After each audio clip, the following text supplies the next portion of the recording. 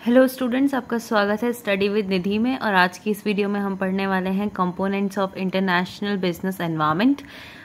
तो हम देखने वाले हैं कि इंटरनेशनल बिजनेस को क्या क्या कंपोनेंट्स हैं जो एक कंट्री के अफेक्ट करते हैं, या वो क्या क्या चीज़ों पे ध्यान देती है, किन एनवायरनमेंट्स पे ध्यान देती है जो एक बिजनेस को सक्सेसफुल बना सकते हैं। जिसमें हमारा सबसे पहला पॉइंट है जियोग्राफिकल एनवायरनमेंट। जियोग्राफिक एनवायरनमेंट यानी कि वो जहाँ जिस कंट्री में मुझे करना है उस कंट्री का क्लाइमेट कैसा है, वहाँ कैसा मौसम है, नेचुरल रिसोर्सेज कैसे हैं, वहाँ के लोग कैसे हैं।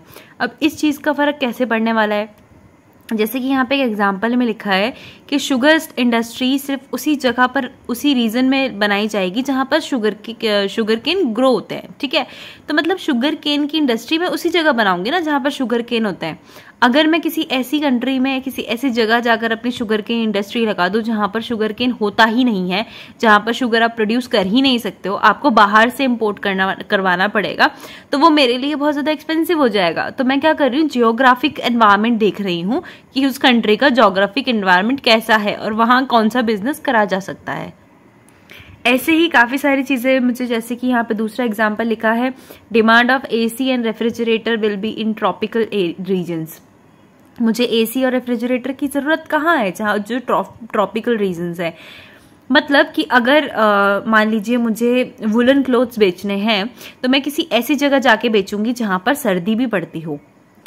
अब कहीं पर गर्मी ही गर्मी पड़ती है और मैं वहाँ पे जाकर वुलन क्लोथ बेचने लग जाऊंगी तो क्या होगा, वहाँ के लोग नहीं खरीदेंगे।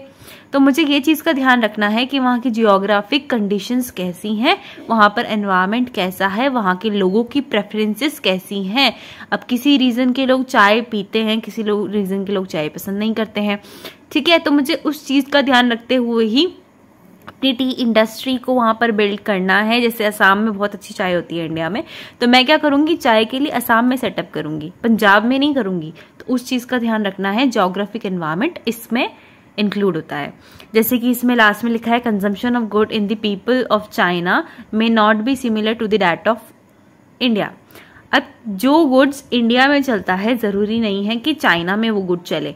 मुझे अगर चाइना में अपना बिजनेस करना है तो मुझे किसी ऐसे प्रोडक्ट का बिजनेस करना पड़ेगा जो चाइनीज लोगों को पसंद है।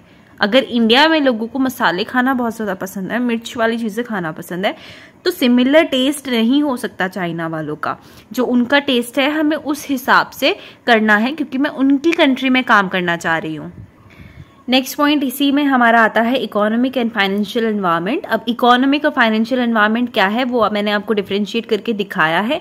इकोनॉमिक एनवायरनमेंट क्या है कि वहाँ पे हमारा एक्सपेंडिचर पैटर्न कैसा है, infrastructure, communication, transport, warehouses, आपको कितनी ईजिली ये सारी चीज़ें अवेलेबल हो जाएंगी। फाइनेंशियल क्या है कि वो जो कंट्री जहाँ पर मैं इंटरनेशनल बिजनेस अपना सेटअप करने वाली हूँ उस कंट्री की physical policy, monetary policy, commercial policy, foreign investment policy, balance of payment, वो कैसे काम करती है इन सब चीज़ों में। तो मतलब अगर मुझे अपना बिजनेस सेटअप करना है तो उस कंट्री के बारे में मुझे उसका इकोनॉमिक और फाइनेंशियल एस्पेक्ट दोनों ही एनवायरनमेंट में देखना पड़ेगा कि वो कैसे अपना चीज़ों को हैंडल कर रही है, कैसे वो कौन सा काम कर रही है, ताकि मुझे अपने बिजनेस को आगे बढ़ाने में कोई दिक्कत ना आए। नेक्स्ट आती है हमारी socio culture environment. Social culture यानी कि वहाँ के लोग कैसे हैं, उस कंट्री के लोगों की habits, customs, values, beliefs, languages क्या हैं, वो कैसे अपने उनका मतलब मान लीजिए कि उनका रिलीजन, एक बात अगर मैं पकड़ लूँ कि उनका रिलीजन कैसा है, कैसी वो क्या हैबिट्स हैं, क्या चीज़ें वो खाते हैं, क्या चीज़ें उनको पसंद है, उनकी लैंग्वेज किस चीज़ में वो बात, किस लैंग्वेज में वो बात कर रहे हैं, क्योंकि उस चीज़ का भी ध्यान रखना है।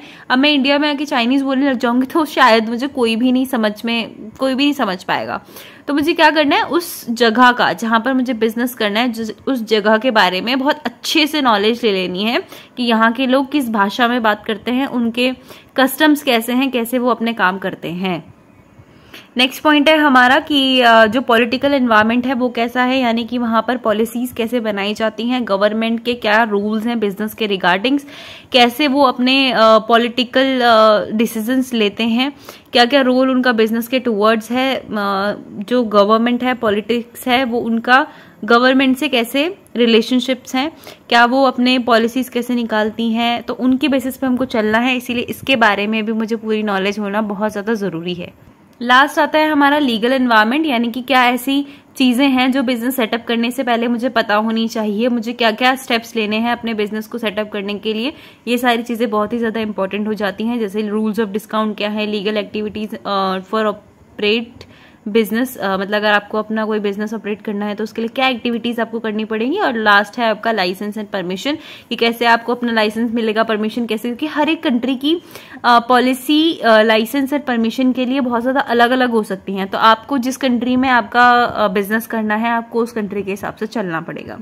तो ये थे सारे कंपोनेंट्स हमारे। अगर आपको वीडियो पसंद आई है तो प्लीज़ लाइक करिएगा, चैनल को सब्सक्राइब करिएगा। आपको मिलेंगे अगली वीडियो के साथ, तब तक के लिए पढ़ते रहिए स्टडी विद निधि के साथ।